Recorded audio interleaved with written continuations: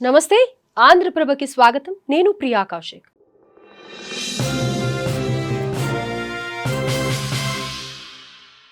ప్రస్తుతం ఎక్కడ చూసినా చైనాలో జరిగిన షాంఘై సహకార సదస్సు గురించే మాట్లాడుకుంటున్నారు. ఒక మాటలో చెప్పాలంటే యావత్ దేశవ్యాప్తంగా ఇదే హాట్ టాపిక్.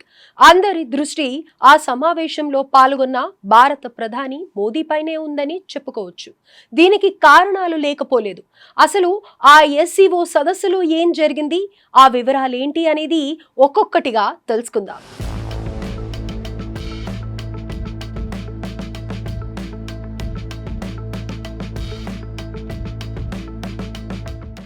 సాధారణంగా మన దేశ ప్రధాని మోదీ ఎవరైనా దేశాధినేతలను కలిసినప్పుడు గట్టిగా షేక్ హ్యాండ్ ఇస్తారు, లేదా ప్రేమగా ఆలింగనం చేసుకుంటారు. ఈ విషయం దాదాపు అందరికీ తెలిసిందే. ఇక మన దేశానికి అత్యంత సన్నిహిత దేశమైన రష్యా అధ్యక్షుడు వ్లాదిమిర్ పుతిన్, వీరిద్దరి మధ్య స్నేహం చాలా గొప్పగా ఉంటుంది. దీనికి ఉదాహరణగా భారత్ ప్రధాని మోదీ, రష్యా అధ్యక్షుడు వ్లాదిమిర్ పుతిన్ ఒకే కారులో కూర్చుని కనిపించిన ఘటనను చెప్పుకోవచ్చు. నిజానికి ద్వైపాక్షిక సమావేశానికి ఇరు దేశాధినేతలు కలిసికట్టుగా వెళ్లాలని ముందుగానే నిర్ణయం తీసుకున్నారు. కానీ మోదీ కొన్ని కారణాల వలన 10 నిమిషాల పాటు లేటుగా అక్కడికి వెళ్లారట. అయినప్పటికీ రష్యా అధ్యక్షుడు పుతిన్ మాత్రం కోపగించుకోలేదు. మోదీ వచ్చేంత వరకు ఆగి ఆ తర్వాత ఇద్దరూ కలిసే ఆ సమావేశానికి వెళ్లారు. దీనికి సంబంధించిన వీడియో సోషల్ మీడియాలో వైరల్ గా కూడా మారింది. దీన్ని బట్టి అర్థం చేసుకోవచ్చు వారి మధ్య మిత్రబంధం ఏంటన్నది. ఇకపోతే డ్రాగన్ కంట్రీ చైనా నిన్న మొన్నటి వరకు శత్రుదేశంగానే ఉన్నప్పటికీ ఇటీవల మాత్రం భారత్తో సత్సంబంధాల కోసం పాకులాడుతోంది డ్రాగన్ కంట్రీ. ఈ క్రమంలోనే ఇరు దేశాల మధ్య వాణిజ్య వ్యాపారాల పునరుద్ధరించబడ్డాయి కూడా. చైనాతో శత్రుత్వం ఎప్పటికైనా నష్టాన్ని కలిగిస్తుందన్న విషయం రాజకీయవేత్త, అపర చాణక్యుడైన మన ప్రధాని మోదీకి చాలా బాగా తెలుసు. అందుకే చైనా ప్రెసిడెంట్ జిన్పింగ్ తో కూడా మోదీ చాలా సన్నిహితంగా మెలిగారు. ఓవైపు రష్యా అధ్యక్షుడు, మరోవైపు చైనా అధ్యక్షుడితో కలిసి నడుస్తూ ప్రపంచానికి బలమైన సందేశాన్ని ఇచ్చారు. 2 కమ్యూనిస్ట్ దేశాలకు భారత్ సపోర్టుగా ఉందని చెప్పకనే చెప్పారు.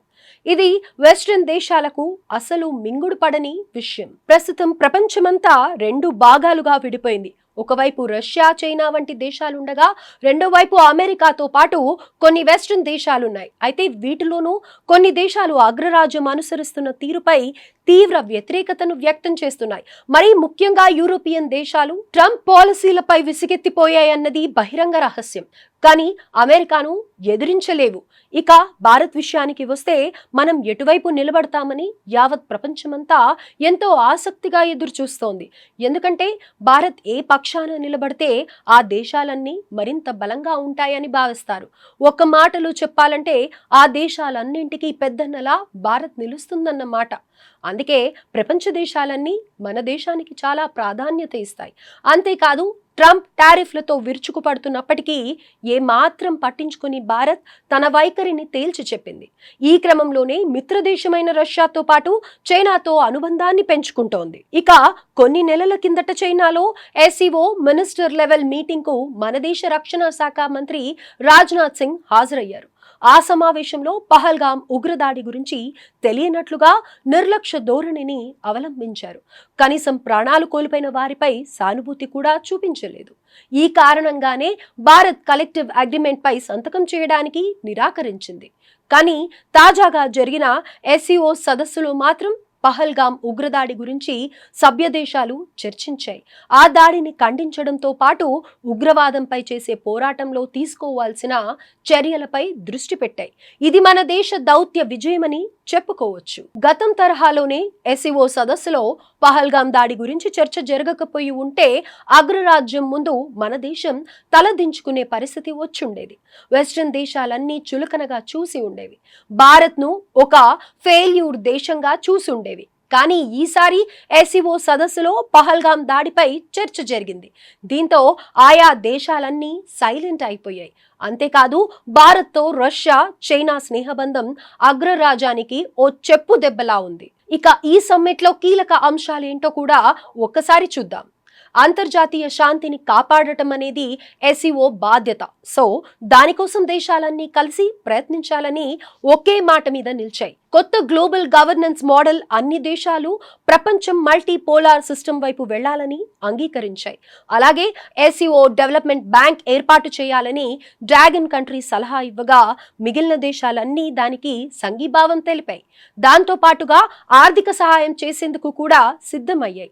అన్నిటికంటే ముఖ్యమైన విషయం ఏంటంటే ఎస్సీఓ సభ్య దేశాలన్నీ ఉగ్రవాదాన్ని, ఉగ్ర దాడులను ముక్త కంఠంతో వ్యతిరేకించాయి. మరీ ముఖ్యంగా మన దేశంలో గత ఏప్రిల్లో జరిగిన పహల్గామ్ ఉగ్రదాడిని అన్ని దేశాలు ఖండించాయి. అదేవిధంగా ఎస్సీఓలో సివిలైజేషనల్ డైలాగ్ ఫారం ఏర్పాటు చేయాలని మన ప్రధాని మోదీ కీలక సూచన చేశారు.